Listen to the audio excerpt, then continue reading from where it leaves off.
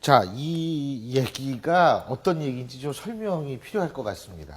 아니, 뭐, 그렇게, 이렇게, 간통죄가 지난번 이제, 우리 가장 오래된 형법 중에 하나였는데, 폐지가 됐지 않습니까? 위헌 결정을 받았지 않습니까? 지나치게 어떤 성적 자기결정권 이런 걸 침해한다고 해서.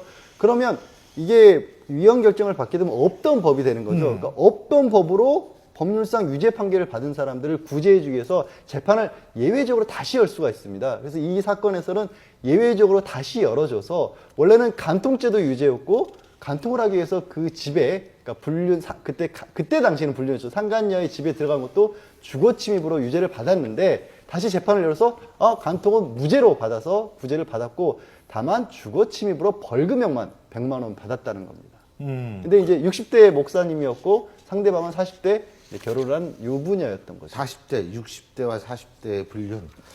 근데요, 이게 이제 주거 침입이라는 거 아니에요? 예?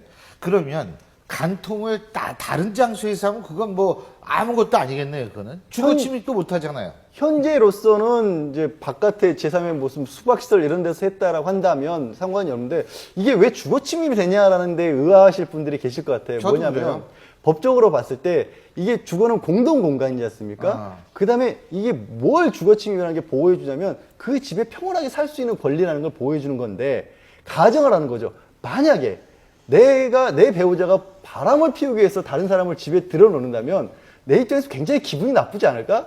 그럼 주거의 평온이 이 사람은 깨졌다라고 보는 게 법원의 입장이었어. 그래서 설령 근데 집 밖에서 해도 기분 굉장히 안 좋을 아니 텐데. 기분은 안 좋지만 내 어떤 공간 있지 않습니까? 예. 사적인 공간이 침해당한 건 아니라고 본 거죠. 근데 이거는 아니 그러면은 어쨌든 허락받고 들어온 건데 되냐?라고 의문을 또 제기하실 분들도 계실 것 같아요. 근데 간통죄가 없어지니까 지금 이제 어떤 일들이 일어나고 있냐면 이렇게 복수는 하고 싶은데 복수가 안 되니까 이렇게 뭐 SNS 같은 데다 망신을 주거나 아니면은 뭐 사진을 유포하거나 상대방들의 사진을 뭐 회사 직원들에게 보내는 사례도 있지 않았습니까?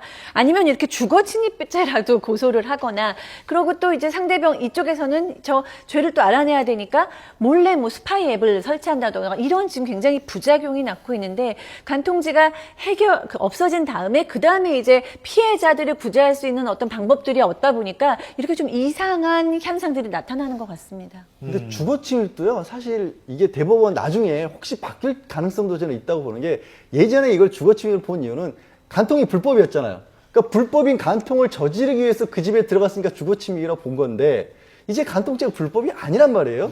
그러니까 과연 이걸 계속해서 주거침입을 볼 수 있을지도 어쩌면 한 번쯤 대법원에서 좀 다퉈질 수도 있습니다. 아니 근데 이거를요 꼭 보복할 방법이 없어갖고 주거침입죄로 뭐 한다는데 아니 혼인 파탄에 따른 뭐 손해배상 청구를 뭐 민사로 낸다든가 뭐 지금 뭐 강영석 씨 그 뭐 도도맘 그 부부가 하고 있는 거 예. 그거 얼마든지 가능한데 굳이 이게 주거침입이라는 건 좀 상식적으로 이렇게 와닿지를 이게 못하는 그 거예요. 벌금형밖에 안 나. 어때요? 아니요, 원래는 실형까지도 가능한데 대부분의 경우에 이러한 사안으로 주거침입이 나올 때는 벌금형에서 그치는 거죠. 그러니까 굉장히 과도기적인 현상인 것 같고 뭔가 좀 법 체제가 다시 개선이 돼서 이런 경우를 구제할 수 있고 해결할 수 있는 법들이 좀 나와야 될 것 같아요. 뭐 예를 들어서 이혼을 할 때 민사의 뭐 재산 분할이나 위자료를 징벌적으로 준다던가 이렇게 해서 이 피해자들이 충분히 보상을 받는 제도들이 마련돼야 되는데 그게 없고 뭐 위자료 1,000만 원, 2,000만 원 받고 돈 없을 경우엔 재산 분할 못 받고 그런데다가 사실은 내가 복수를 했지만 사실은 버림받는 입장이 되는 거니까 뭐 그런 상황에서는 주거 침입죄라도